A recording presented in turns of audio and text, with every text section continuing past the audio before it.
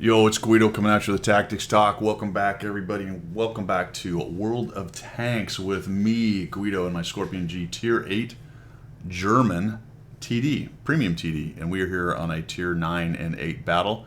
Actually, it goes down to Tier 7, doesn't it? So a 3-tiered battle, middle tier, spawned into the north of Highway, and I'm headed over here to the little TD overlook. You'll notice we have some guys going out into the field. So we're going to watch this one develop because this one is titled, I Guess I'll Die.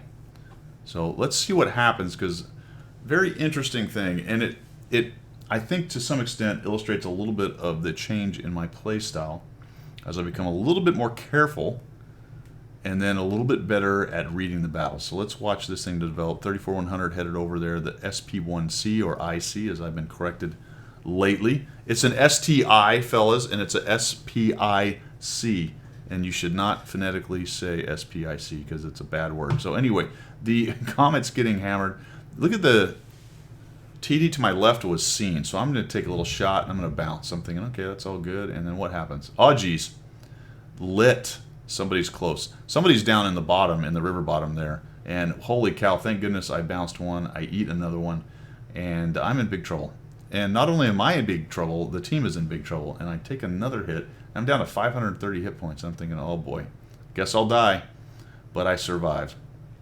I survive, and I swing back around this way. And this is the point where I was talking about a little bit of the metamorphosis, I guess, or the change of my play style.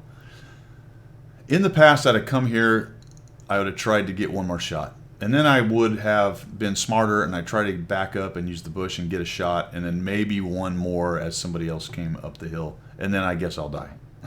But I make a different decision here. We're still okay down in the southeast, but I see the Conway coming in, and we really got trouble. We're being kind of pushed from every direction. This was a mistake going out in the open. I shouldn't have done that. Thank goodness nothing was close enough. And now all my eyes are gone. There's me, the Su-100, there's a Panzer IV, WT dude back here, and some Arty. And thankfully, the WZ-120's actually fallen all the way back, so at least his gun's in the game. And we have an AC and an RHM. And I looked at all that and I went, okay, well, here's the thing. I have lost multiple times by coming up over this hill and having a bunch of TDs waiting for me. It's not looking good because we're down 0-3, but I'm going to at least try to be somewhat smart about this. And we're going to fall all the way back to the edge of these bushes, looking to be a kind of double bush guy here. Get right into this, and then I'll stay backwards. If I get a shot and I get lit, I'll make a run for it. I'll try to dodge down into the pit that's right in front of me, and I see this guy coming. I'm like, all right, we'll just put a little shot in him and we'll run. And that's going to get me lit. The plan was to shoot him and run. I shoot and run. Please no Arty, please no Arty. And the other TDs are doing their job. I'm about to just run away, and I'm like, all right, that's okay. We got him, so let's get our butt turned around. Here comes the T-55A. And we'll come back this. We got a KV-5 coming up as well. There's a Pantera. There's also a T-71DA we've got to deal with. But one thing at a time, right? We'll deal with one thing at a time. We'll get back to this bush with the same plan. And see the 100M1 saying, I guess I'll die? So that's basically why I don't sit right there. Now, the good news is he's lit these guys. That's helpful. I got a piece of girder stuck to me right there. Pretty nice armor, actually, on the 100M1 on the front of it. It does a lot of crazy bouncing, so we'll back out of this thing. All right, here we go. Here comes one of these dudes. We'll just shoot him, and I'll make a runner. Yep, lit me again. I take a hit. That's a bummer, and he dies. Again, hoping no Arty, and we're starting to even this thing up. 5-5. So really all we need to do right now is hold this. There is a problem going on in town, but they're doing okay. And as a matter of fact, with those 3 kills right in a row, all of a sudden we have a lead. So there's still a 55A and a KV-5, and here comes the KV-5. And I'm far enough back to do the old bush thing, although I'm now in the open. I missed. No, sorry, I did not miss. Thought I'd missed. Put one into him, and he is facing 3 TDs. So he's going to have all kinds of trouble right here. I am a one-shot to him, so I want to avoid him doing that. And we take him down. He's looking over at the 100M1. The 55A comes up. He gets rid of the 100M1, but he's down in those bushes. And again, I'm very lucky the artillery did not take an interest in me.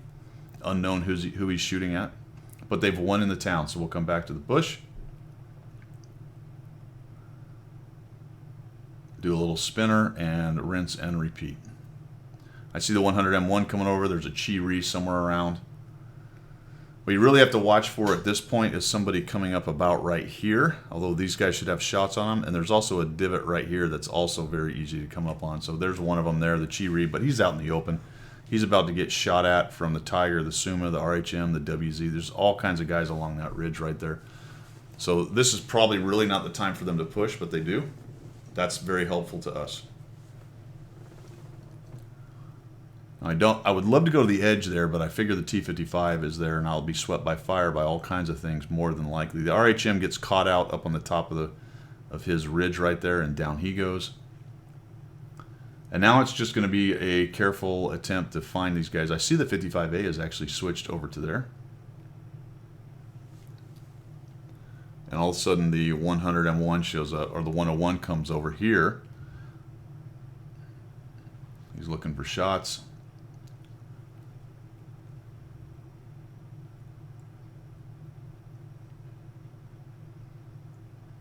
Now, as long as the enemy is happy to keep pushing you, there's no real reason to move. But here pretty soon, I need to get on my horse. We'll just get spun around here, but a little shot into him.